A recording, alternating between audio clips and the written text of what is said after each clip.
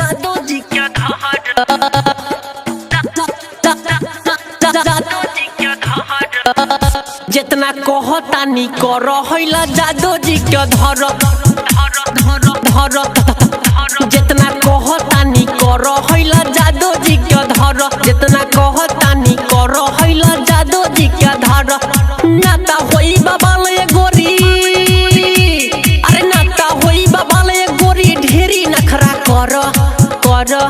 कर कर कर कर कर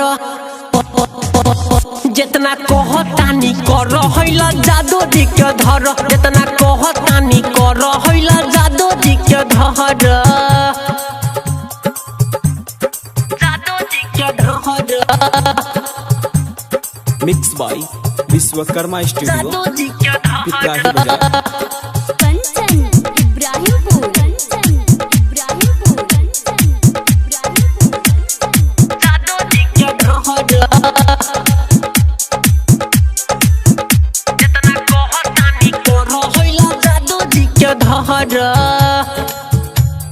तोहरे खातिर लाइल बानी बनसवा के गाड़ी हो बनसवा के गाड़ी हो बनसवा के गाड़ी हो छुए दय जान अपन चिकन चिकन बॉडी हो छुए दय जान अपन चिकन चिकन बॉडी हो तोहरे खातिर लाइल बानी बनसवा के गाड़ी हो छुए दय जान अपन चिकन चिकन बॉडी हो सट यही रान से सट यही रान से न बबी इतना डर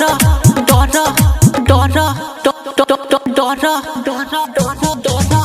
जितना कहतानी कर हैला जादू जी के धर जितना कहतानी कर हैला जादू जी के धर जादू जी के धर mix by Vishwakarma studio Piprahi बाजार। जादू जी के धर कंचन इब्राहिमपुर जादू जी के धर जादू जी के धर राजी बरजेश यौरी यरू न दीवाना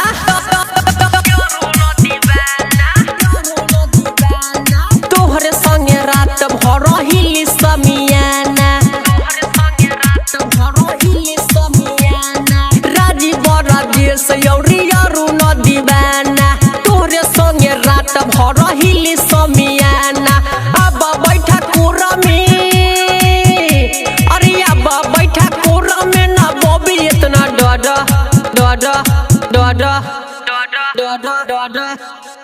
जितना कहतानी कर हैला जादू जी के धर जितना कहतानी कर हैला जादू जी के धर